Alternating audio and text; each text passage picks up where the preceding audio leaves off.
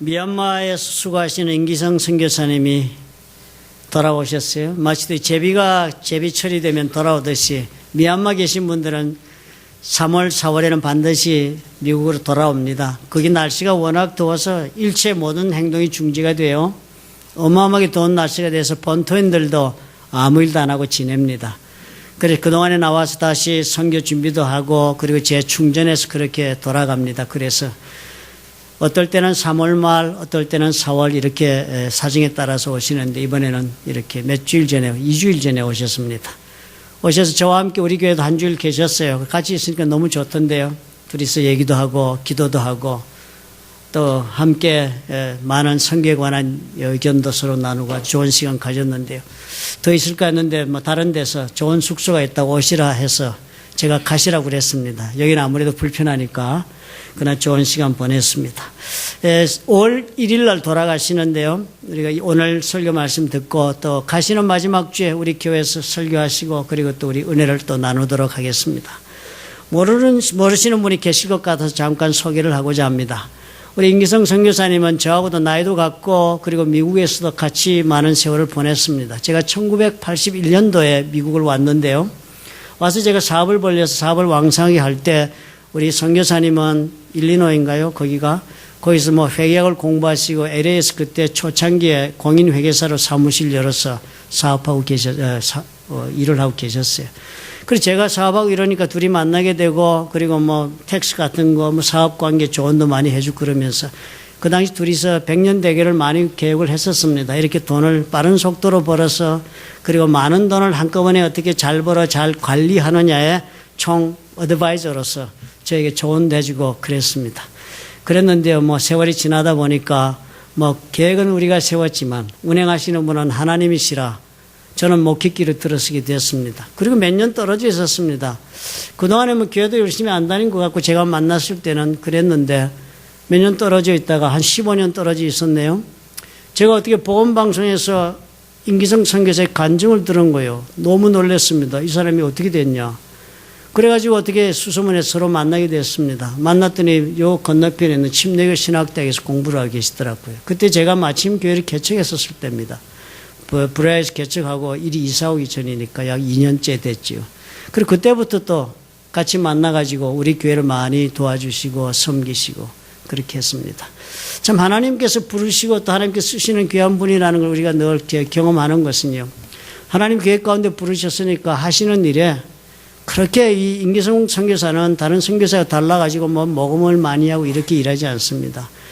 그렇게 하면서 중국에서도 오래 일했지요. 많은 결실도 있었고. 그런데 우리가 미얀마를 선교하니까 그래서 많이 부탁을 했습니다. 미얀마는 어떤 선교사들도 한국에서 많이 오더라 선교가 제대로 안 되는 것이 첫째로 언어의 습득을 하지 않고 한국 선교사들이 현지 선교를 해요. 중국에서 보면 통역, 조선족들이 많으니까 통역 다리고 선교하고 말 배우는 시간이 너무 아깝고 기니까 그런가 보죠. 미얀마 더군다나 미얀마 말 배워서 해야만 하는데 그 말 배우는 시간이 엄청 길지요. 그런데 한국에 선교 오신 분들은 미얀마에는 통역이 없습니다. 미얀마어를 하면서 영어로 통역하는 사람은 있어도 한국말을 미얀마 말로 통역하는 선교사는 없어요. 우리가 미얀마에 다니는데요. 브로큰 잉글리시라도 우리 인관일 선교사는 브로큰이라도 강력하게 영어를 하십니다. 그러니까 어떻게든 상대방의 의사소통을 하며 사역을 하시는데 절대적으로 거기에는 영어를 하는 선교사가 필요해요. 그래서 제가 수차 많이 간청을 했습니다. 제발 중국 그만둬 미얀마 가달라고. 그리고 기도만 하고 있었는데 하나님이 때가 되니까 미얀마를 보내주셨습니다. 두 분이 가셔서 엄청 첫해 고생 많이 하셨죠. 그래서 사모님 수술하게 여러분 내용을 아실 것입니다. 사경을 헤매시고 그런데 하나님이 고쳐주시고 또 다시 선교지 돌아가지 않았습니까? 작년에도 그러고 이번에 보니까 첫해는 미얀마 적응하느라 그렇게 병까지 얻어 고생했는데요. 이제는 수술하고 더 약한 몸이 돼서 갔는데 이제는 건강해져서 왔습니다. 적응하는 방법을 아시고 하나님 은혜를 주셔서 잘 감당하게 하시는 것으로 보입니다. 미얀마에 저희들 선교 얼마나 후원하신지 여러분 잘 아실 거예요. 우리가 인관일 선교사님 때는 크게 많이 해놓고 정말 내가 가장 사랑하고 가장 후원을 해주고 싶고 그리고 가장 큰 계획을 세웠던 임기성 선교사에게는 우리가 아무것도 못하고 있는 꼴이 되고 있습니다. 너무 안타까워 제가 기도가 많습니다. 그리고 어쨌든 하나님은 잘 쓰셔서 거기에서 NGO를 통해서 혹은 또 현지에서 가리킴을 통해서 많은 사역을 합니다. 많은 미얀마 선교사님들은 교회를 짓고 신학교 하는 것이 전부입니다. 근데 우리는 그 단계가 벌써 지나갔잖아요. 근데 임기성 선교사님 가셔서는 그 단계를 넘어서서 주의 목자들, 주의 종들을 양육하고 또 학원에 들어가서 대학생들 선교를 하고 영어의 능력이 있으니까 또 영어를 가르쳐서 국민학교 들어가서 하고 사모님은 가서 미술을 가르치고 또 목사님은 영어를 가르치고 국민학교 그래서 아주 활동적으로 사역을 하고 계시고 또 한국의 NGO와 연결이 돼가지고요. 거기서 의료 선교를 도와주고 있습니다. 언챙이 수술, 또 심장병 수술, 백내장 수술 할자를 찾아내서 그 의료 혜택을 받도록 그렇게 연결하는 일을 하고 있습니다. 그래서 하나님께서 은혜를 많이 주셔서 감당하고 계신데요. 앞으로 우리 교회가 이제는 할 일을 찾아서 할 수 있도록 우리가 기도해야 될 줄로 압니다. 이번에 또 와서 짧은 시간 계시지만 여러분 기도 많이 해주시고 그리고 또 격려해 주시기 부탁을 드립니다. 저와 함께 늘 마음이 늘 서로 몸은 늘 마음은 하나로 통합니다. 그래서 말씀에 대하여서도 그 같은 맥락 속에서 우리가 선교하고 말씀도 전하고 이렇게 살아서 저에게는 좋은 믿음의 동반자가 되는 사역자라고 여러분 알고 계신 줄로 압니다. 여러분 한 식구처럼 또 생각하고 계신 줄로도 또 저는 알고 있습니다. 형제같이 우리가 지내고 섬기는 그런 가정이 된다는 기억하시고 여러분 오늘 말씀도 은혜 가운데 받으시기를 부탁을 드립니다. 우리 미 선교사님한테 박수로 우리 격려하십시다.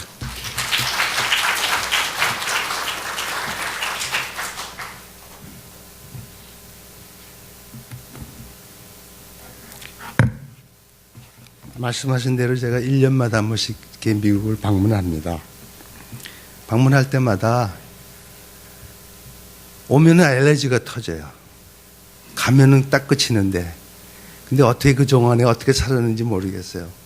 그럼에도 불구하고 무기에 오면 참 좋네요. 이렇게 드럼 반주하면서 찬양할 수 있다는 게 얼마나 좋은지 오래간만에 들으니까 제 마음에 아주 흡족함이 있습니다.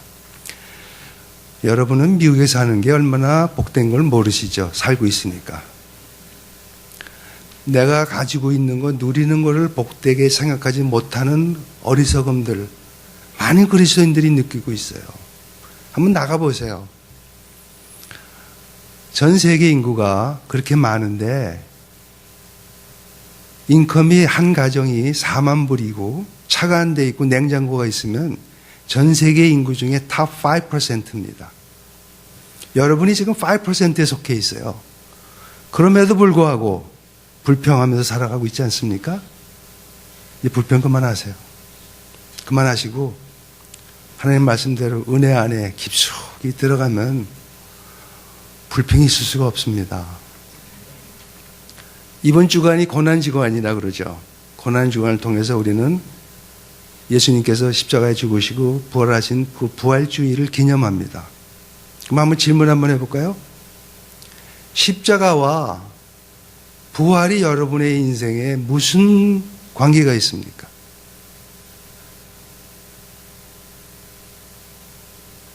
한번 대답해 보세요, 여러분 스스로에게. 나하고 무슨 관계가 있나? 십자가와 부활이 내가 지금 살아가는 이 삶 가운데서 어떻게 관계가 있냐요?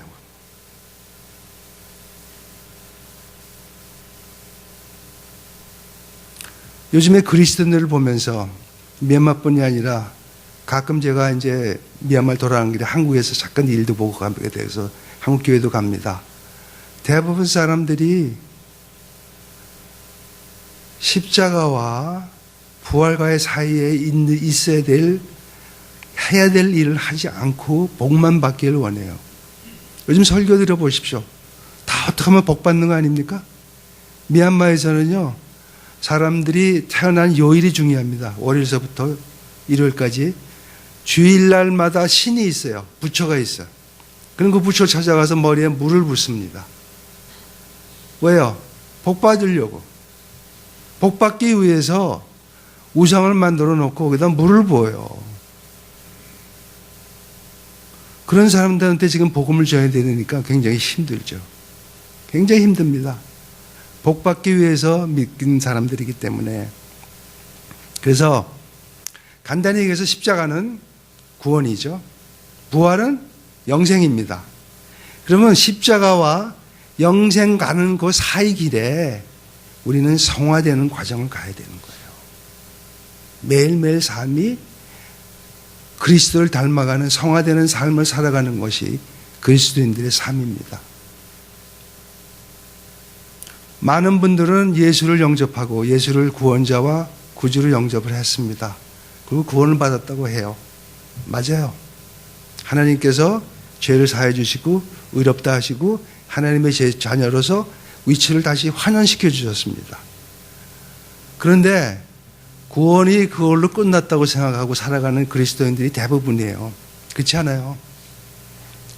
예수를 영접한 것은 구원의 시작일 뿐입니다.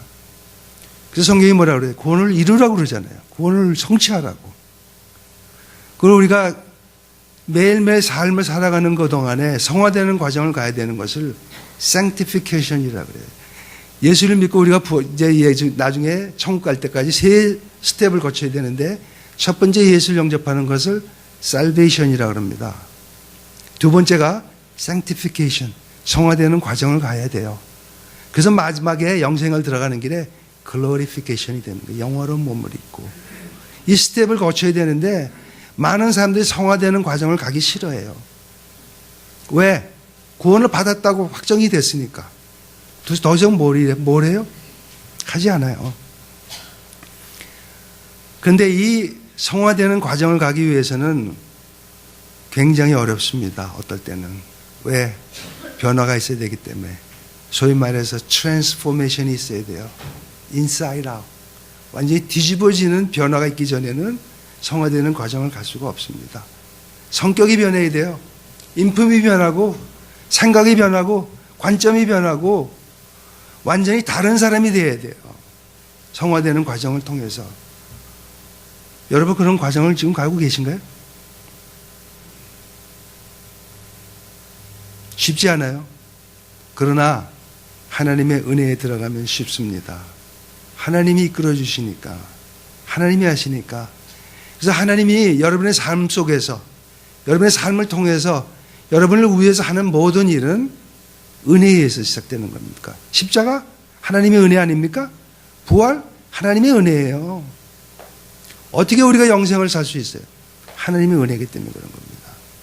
그래서 우리가 오늘 아침에 어떻게 우리가 은혜 안에 사는 삶을 살아갈 것인가, 어떻게 은혜 안에서 성화되는 과정을 갈 것인가를 한번 생각해 보기 원합니다. 성경은요 이렇게 말해요. 은혜는 하나님의 선물이다.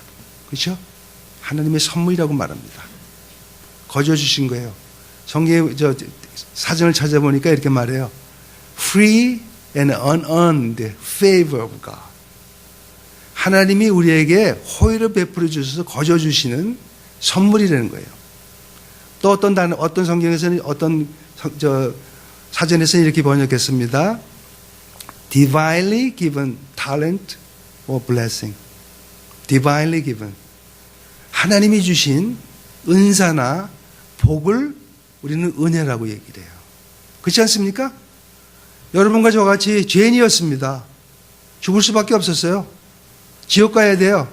그럼에도 불구하고 하나님께서 우리를 사랑하셔서 예수를 보내셨잖아요. 처음에는 그걸 받아들이기가 너무 힘들었어요. 내가 왜 죄인이야? 내가 뭘 잘못했는데? 내가 누구 쏘기를 했나? 어느 목사님이 저한테 와서 전도를 하시는데 자꾸 죄인이라고 그래요. 나 죄인 아니에요. 딴 데 가서 얘기하세요. 난 죄인 아니라고 그랬습니다. 근데 어느 날 제가 죄인인 걸 깨닫고 나니까 예수가 필요한 거예요. 예수 없이는 해결이 안 되는 문제.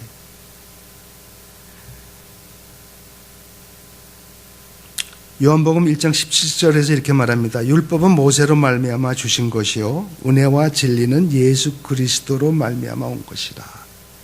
은혜와 진리, 예수 그리스도. 예수 없이는 은혜 못 받아요. 은혜 없습니다. 예수 없이는 진리가 없어요. 이 은혜의 원천은 예수 한 분입니다. 그렇지 않아요? 예수뿐이 없어요. 그래서 성경이 뭐라고 그럽니까? 고린도 후서 6장 1절에서 이렇게 말해요. 너희를 고난하노니 하나님의 은혜를 헛되이 받지 말라. 하나님의 은혜를 헛되이 받지 말라. 또 어떤 영어 성경에 이렇게 번역했어요. 하나님의 은혜를 낭비하지 말라. 여러분과 저 지금 은혜를 받은 사람들이에요. 혹시 여러분이 만약에 은혜를 낭비하고 있거나 헛되이 한다면 여러분은 잘못되고 있어요. 잘못된 삶을 살고 있는 겁니다. 은혜는 거저 주시는 거지만 예수님께서 엄청난 대가를 지불하셨어요. 그분이 왜 여러분과 저를 위해서 죽으셔야 돼요? 하나님이신 예수님이 왜 인간의 몸을 입고 와서 여러분과 저를 위해서 죽으셔야 됩니까? 은혜이기 때문에 그런 거예요. 하나님 우리를 사랑하시기 때문에. 절대 은혜를 낭비하지 마십시오. 그래서 우리가 하나님의 은혜 가운데 이 성화되는 과정을 위해서 첫 번째는 은혜에 합당한 삶을 살아야 돼요. 은혜에 합당하다. 은혜 받은 사람답게 은혜 받았으면 은혜 받은 대로 살아야 된다는 거예요. 그래서 이렇게 말합니다. 고린도전서 6장 20절에 값으로 산 것이 되었으니 예수님의 핏값으로 여러분과 저를 예수님께서 샀습니다. 더 이상 제 생명이 여러분의 생명이 여러분께 아니에요. 예수님 거예요. 예수님이 값으로 사셨다 그랬어요. 그런즉 너희 몸으로 하나님께 영광을 돌리라. 우리 삶을 통해서 우리는 하나님께 영광을 돌리는 삶을 살아야 된다는 거예요. 그게 바로 은혜에 합당한 삶이라는 겁니다. 여러분이 만약에 예수 믿기 전과 똑같이 난 그런 대로 살 거야. 똑같이 생각하고 똑같이 시간 낭비하고 똑같이 재정을 소비한다면 여러분은 하나님의 은혜를 모르시는 분입니다. 만약에 여러분이 하나님의 은혜를 안 되면 예전과 같이 살 수 없어요. 그렇게 살면 안 되는 거예요.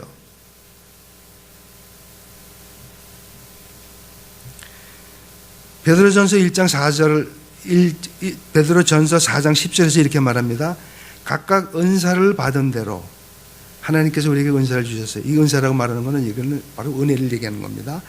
하나님의 각양 은혜를 맡은 선한 청지기 같이 서로 봉사하라. 은혜를 받았으면 여기서 봉사라고 설명을 했는데 한국말로 영어로는 administrate, 관리하려는 거예요. 은혜를 관리하려는 겁니다. 하나님께서 여러분에게 능력 주시고요. 재능 주셨어요. 건강 주시고 재물 주시고 교육 주시고 환경 만들어 주시고 좋은 관계 만들어 주셨어요. 그 모든 것들을 여러분은 어떻게 쓰시고 계십니까 지금? 누구의 유익을 위해서 쓰시고 계세요? 하나님의 영광을 위해서 쓰세요? 아니면 여러분 자신을 위해서 쓰십니까?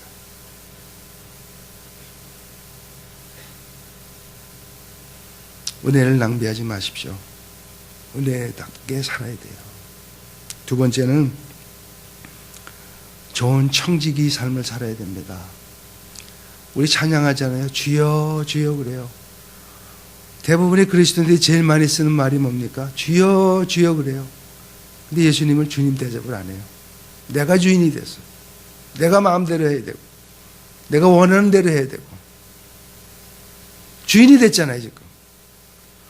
매 입으로서는 주님을 주님이라고 부르면서도 불구하고 주님 대우를 안 하는 거예요.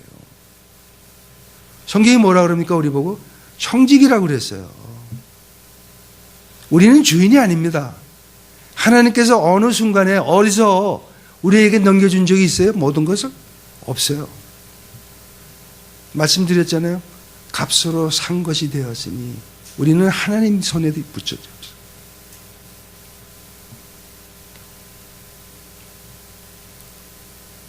아까 말씀드린 제가 회계사를 했기 때문에 여러분이 어떻게 돈을 쓰신 거 보면 여러분이 영적 상태가 어떤 건지를 금방 압니다. 돈 쓰는 거와 여러분이 시간을 어떻게 쓰는 걸 보면요. 여러분이 영적인 사람인가 아닌가를 알 수 있어요. 여러분 한번 보세요. 스스로 오늘 집에 가서 한번 책북을 한번 보십시오. 혹시 가계부 쓰시는 분 손 들어보세요. 보세요.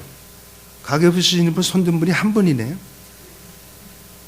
왜 가계부를 써야 되는지 아세요, 여러분? 하나님의 돈이기 때문에 장부 정리를 해야 돼요. 이거 굉장히 심각한 얘기입니다. 나중에 하나님 앞에 섰을 때 너 내가 준 거 갖고 뭐 어떻게 하다 왔니? 하고 물어볼 때 뭐라 그러겠어요? 예? 제 머릿속에 있는데요. 그렇게 얘기할 수 없어요. 장부 내놓으셔야 돼요. 하나님 앞에서 내가 하나님이 주신 거 이렇게 쓰다 왔습니다 하고 내놓을 장부가 있어야 돼요. 오늘서부터 가계부 쓰십시오. 단 1달러를 쓰더라도 하나님께 기도하고 쓰셔야 돼요. 하나님 거기 때문에. 마음대로 쓰시면 안 돼요. 우리 시간에 24시간 주셨지 않습니까? 하나님께서 얼마나 많은 시간을 낭비하는지 한번 보세요. 얼마나 많은 시간을 하나님과 동행하는 삶을 사세요, 여러분.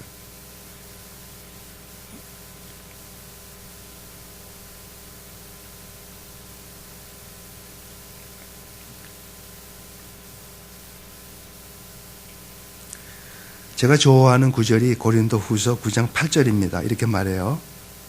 하나님이 능히 모든 은혜를 너에게 넘치게 하시나니, 모든 은혜를 우리한테 주시는데 이유가 뭐냐? 이는 너희로 모든 일에 항상 모든 것이 넉넉하여 모든 착한 일을 넘치게 하게 하려 하십니다. 하나님이 우리에게 은혜를 주시는데 왜요? 이유가 뭐예요? 착한 일을 하도록 주시는 겁니다. 착한 일이 뭡니까? 선한 일 아니에요? 남을 위해서 사는 삶이에요. 하나님을 위해서 사는 삶. 여러분 자신을 위해서 사는 삶이 아니라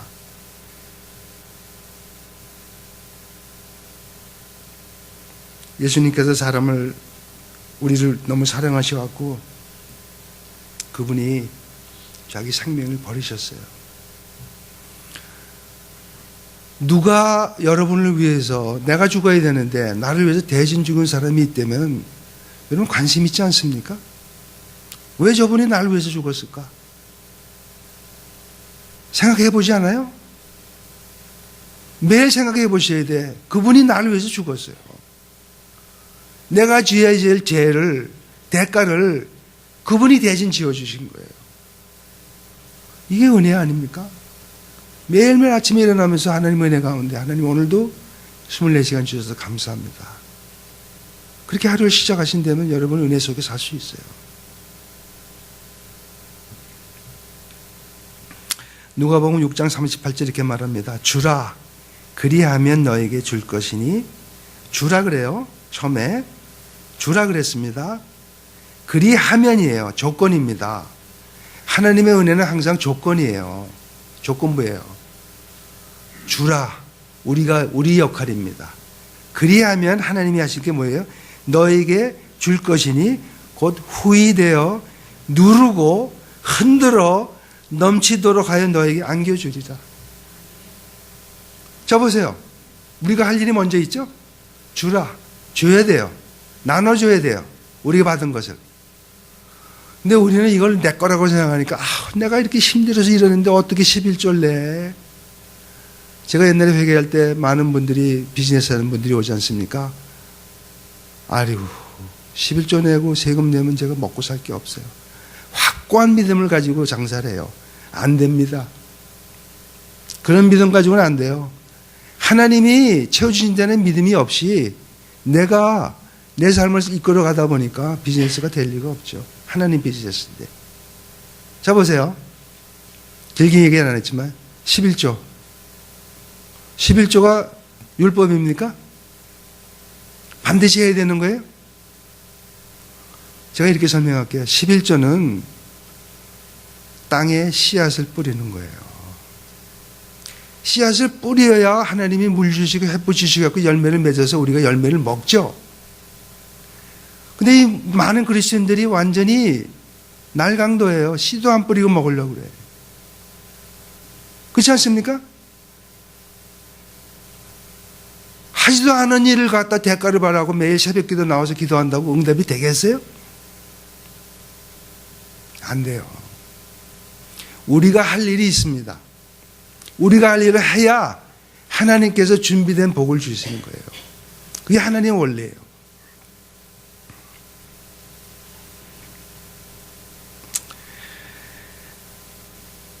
영어에 이런 말합니다. generous란 말이에요. generous라는 게 무슨 말인지 아시죠? 어떤 사람이 하나 달라 그러면 2개 주는 게 제너러스한 거예요. 어떤 사람이 5마일 갑시다 그러면 10마일 같이 가주는 게 그게 제너러스한 겁니다. 어떤 사람이 지금 배고파서 굶고 있어요. 그 사람한테 양식 갖다 주는 게 제너러스한 거예요. 저기 햄버거 가게 있으니 가서 햄버거 사 먹어. 이렇게 하는 거 제너러스가 아니에요. 하나님이 주신 재정, 여러분 거 아닙니다. 하나님께 주신 재정을 이웃에게 잘 나눠주는 게 청지기예요. 청지기 역할을 여러분이 잘 감당하신다면 여러분은 그리스도의 인격을 닮아가는 성화되는 과정을 갈 수 있어요. 세 번째는 복음에 합당한 삶을 살아야 됩니다. 저희가 미얀마에서 일을 하면서 입으로 전도를 못해요. 전도를 못합니다. 나눌 수가 없어요. 나누지 못하지만 우리는 삶을 보여줘요. 우리가 사는 아파트에 사는 사람들이 다 저희가 누군지 알아요. 모르겠습니까? 알아요. 우리가 어떻게 사나, 어떤 행동을 하나, 어떤 눈빛을 갖고 있나 다 알고 있어요. 말없이 전도하는 거예요. 삶으로 보여주는 거예요. 복음에 합당한 삶. 여러분은 일하시잖아요. 직장에서 다른 분들이 여러분이 저분은 진짜 그리스도인이네. 나도 그런 예수 한번 믿어보고 싶어 할 정도로 여러분이 그렇게 사세요?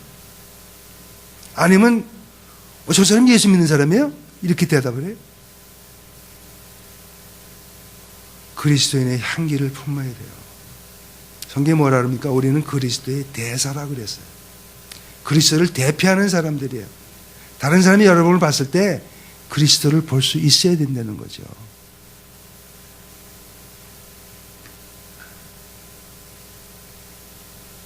언젠가 기회 있으면 제가 보여드리겠지만 저희가 국민학교 들어가서 영어 가르치고 음악 가르치고 미술 가르치고 악기도 가르치고 심지어 이렇게 쿠키 만드는 것도 가르쳐주고 같이 놀아 먹고 그래요. 복음 못 전해요. 학교 들어가서 고민했습니다. 크리스마스 때가 왔어. 전하고 싶은데 이걸 어떻게 할까? 둘이서 고민하다가 기도하면서 동영상을 하나 다운로드 받았어요. 크리스마스에 대한 만화 같은 거. 그래서 보여주기로 작정을 하고 그 전에 아내가 애들한테 크리스마스가 뭐니? 그림을 하나 그려와. 미얀마 학교는요, 미술, 체육, 음악 시간이 없습니다. 안 가르쳐요. 그래서 저는 고민을 했어요. 얘네들이 그림을 그릴 줄 알까? 근데 도화지를 주고 이렇게 그 크레용 같은 걸 주니까요, 그림을 그렇게 잘 그릴 수가 없어요. 은사가 있는데 누가 개발해 줄 시스템이 없는 겁니다. 그랬더니 애들이 전부 다 크리스마스 산타클로스 그려왔는데 한 아이가 예수를 그려왔어요. 한 아이가. 그래서 우리가 비디오를 보여주는데 크리스마스는 산타클로스가 아니야. 예수님이 탄생한 거야. 이렇게 얘기하면서 동영상을 보여주는데 영어 자막이니까 한 아이가 걔가 그 예수를 그려온 애예요. 걔가 통역을 해주는 거예요. 자기가 복음을 전해. 얘가 우리 대신에 하나님이 이렇게 일하십니다. 준비해놨어요. 얘를. 참 기가 막히죠. 우리를 통해서 복음을 전해줘야 되는데 걔의 입술을 통해서 하나님이 말씀하시게 만드는 거예요. 예수가 누구냐? 크리스마스가 뭐냐? 참 그래서 감사했죠. 사도 바울이 이렇게 말합니다. 나의 달려갈 길과 주 예수께 받은 사명 곧 하나님의 은혜와 복음 전하는 증거하는 일을 마치려 하면은 나의 생명을 조금도 귀한 것으로 여기지 아니하노라. 세상에서 제일 중요한 게 하나님의 은혜라는 거예요. 그 은혜의 복음을 전하는 게 내 생명보다도 중요하다고 사도 바울이 얘기하고 있어요. 어떻게 생각하세요, 여러분? 동의하세요? 아니면 그거는 그냥 사도 바울 얘기지. 난 아니야. 이러고 계세요? 똑같아요. 성경 말씀은 여러분 우리도 다 똑같이 주신 겁니다. 사도 바울한테 준 게 아니에요.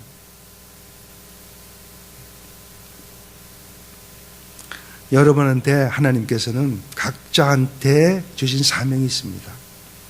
여러분이 만나는 사람과 제가 만나는 사람 달라요. 각자가 다릅니다. 각자 환경이 다르고 하나님이 여러분의 환경을 만들어 주셔서 만나는 사람에게 그리스도의 향기를 품고 복음을 전개하라는 사명을 받는 게 우리가 예수님 하나님께서 우리를 구원하신 거예요. 구원하셨으면 빨리 불러가시면 좋잖아요. 왜 남겨놓으셨을까? 많은 사람들이 예수를 알기 원해서 많은 사람들이 복음을 들어야 되기 때문에 여러분과 저를 사용하고 싶어 하시는 거예요. 어떤 분들은 선교사 그 힘든 일을 어떻게 하고 나서 다 포기하고 희생하고 가셨네 그래요. 뭘 희생을 해요? 희생할 게 아무것도 없어요. 다 하나님 건데 내가 하나님께 다 돌려드리고 그냥 간 건데 뭐가 희생입니까? 희생한 거 아무것도 없어요. 예수님이 희생하셨죠. 목숨을 버리시면서 우리를 구원하시기 위해서. 우리는 희생이란 말을 쓰면 안 돼요. 뭐 가진 게 있다고? 여러분 태어나면서 저처럼 이렇게 안경 쓰고 나왔습니까? 옷 입고 나왔어요? 빈몸으로 왔어요. 어차피 우리는 빈몸으로 돌아갈 몸입니다. 그런데 참 우리는 교만하죠. 뭐 조금 안다고, 조금 있다고, 조금 신앙생활 오래 했다고 얼마나 교만한지 몰라요. 제가 젊은 선교사들이 들어오면 이제 얘기합니다. 하여튼 모든 사람이 들어오면 다 가르치려고 그래요. 배우려는 생각을 안 해요. 그래서 그래요. 세상을 얼마나 안다고 그렇게 자꾸 가르치려고 그러냐. 세상을 얼마나 안다고.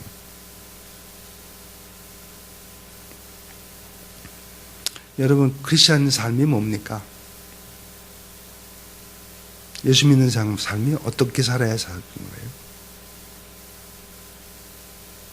여러분, 요약할 수 있으세요? 짧게?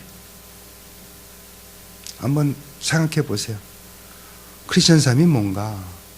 내가 지금 살고 있는 삶이 크리스찬 삶인가? 한번 생각해 보세요. 생각해 보시면서 제가 아이디어를 조금 드릴게요. 예수님이 우리의 멘토 아닙니까? 예수님의 모델을 보시면 모든 게 다 해결이 돼요. 저는 옛날에 신앙생활 하면서 멘토를 찾았어요. 누구를 좀 닮아가고 싶은가? 아무리 찾아도 한 사람도 없었어요. 그러나 성경에 있습니다. 예수예요. 첫 번째, 세 가지 단어를 드릴게요. 동사입니다. 이거는 명사가 아니에요. 사랑하는 겁니다. love. 이거 동사예요. 액션이 필요한 거예요. 예수님께서 뭐라 그랬어요? 이 땅에 오시면서 사랑한 겁니다. 예수님께서. 하나님이 그래요. 요한복음 10장 3장 16절에서 하나님이 세상을 이처럼 사랑하사. 사랑이에요. 거기서는. 명사예요. 근데 그 다음에 뭐예요? 독생자를 주셨다고 그랬어요. 사랑의 행위를 표시했어요. 여러분이 사랑한다 그러면서 행위가 없다? 그 사랑 없는 거예요. 믿음이 있다? 행위가 없어요? 믿음 없는 거예요. 사랑하십시오. 하나님을 사랑하고 이웃을 사랑하라고 그랬잖아요. 예수님께서 우리에게 계명 주셨잖아요. 더 이상 없어요. 사랑하는 겁니다. 두 번째는 섬기는 거예요. serve. 하나님께서 예수를 보내신 게 우리가 예수님을 섬기라고 그렇게 얘기하잖아요. 근데 예수님께서 뭐라 그랬어요? 내가 온 것은 섬김을 받으러 온 것이 아니라 오히려 섬기러 왔다고 말씀하잖아요. 그 하나님이 사람의 발을 씻기셨잖아요. 섬기는 거예요. 저는 지금 미얀마 사람들을 섬기고 있습니다. 어린애, 어른 상관없어요. 아까 말씀드렸잖아요. 목사님이 햇볕이 뜨거우니까 노상 1년 평생을 햇볕 속에 사니까 나이가 조금 들면 다 눈병이 생겨요. 그래서 우리가 백내장 수술하는 걸 추천해 줍니다.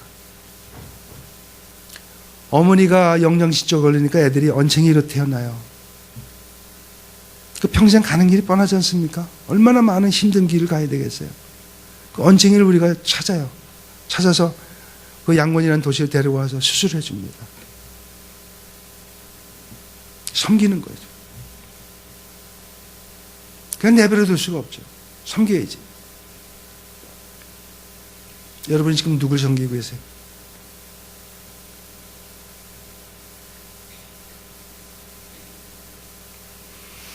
예수님께서 마가복음 10장 45절에 이렇게 말하죠. 인자에 온 것은 성금을 받으려 함이 아니라 도리어 섬기려 하고 자기 목숨을 많은 사람의 대속물로 주려 하련다. 목숨까지 버리셨습니다. 근데 뭐가 아까워요, 여러분? 뭐가 그렇게 아까우세요? 내 거라고 생각하니까 아깝죠. 세 번째는 주는 것입니다. give.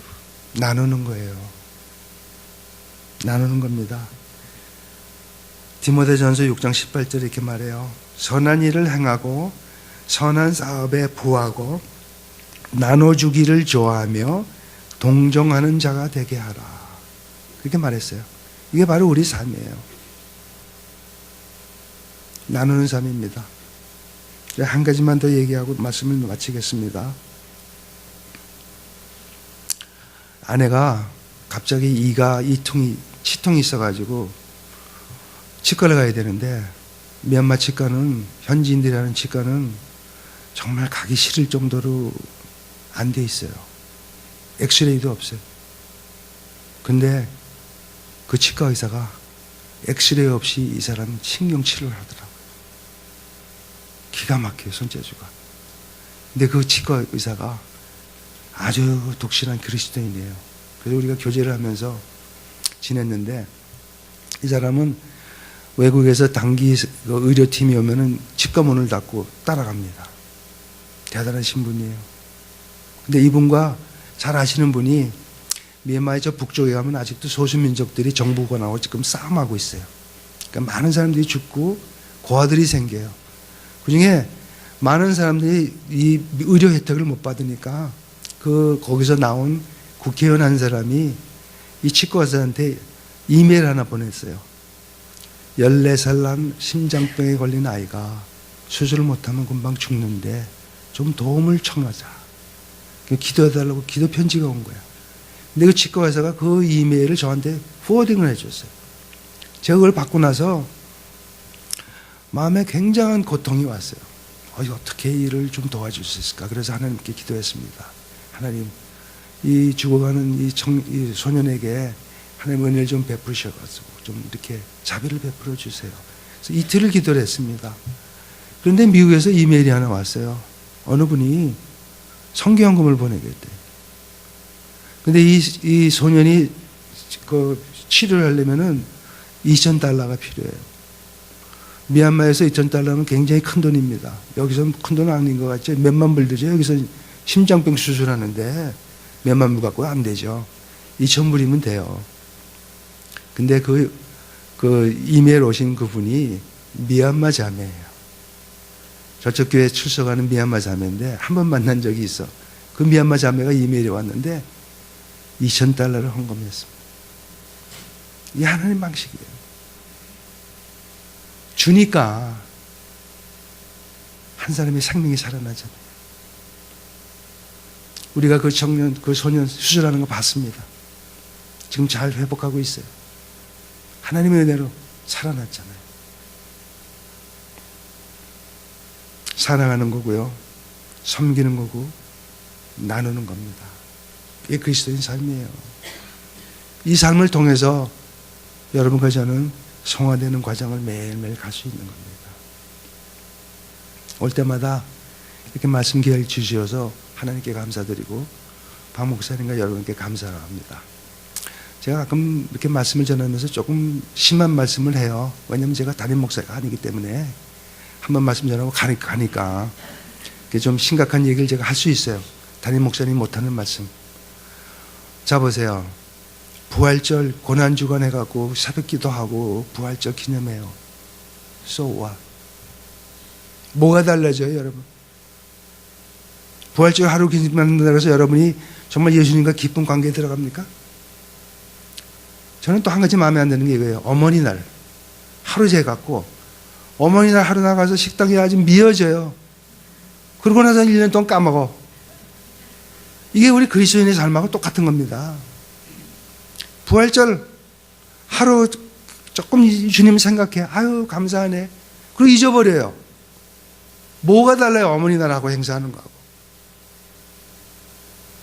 여러분이 은혜 안에 깊숙이 들어가셔야 돼. 하나님 은혜 감사. 주님이 여러분을 위해서 죽으셨어요. 누가 여러분을 위해서 죽겠어요? 그 은혜 속에 들어가면 다른 거 다 문제가 안 됩니다. 문제가 안 돼요. 여러분도 그렇게 살기 원합니다. 자, 기도하겠습니다. 하나님 아버지.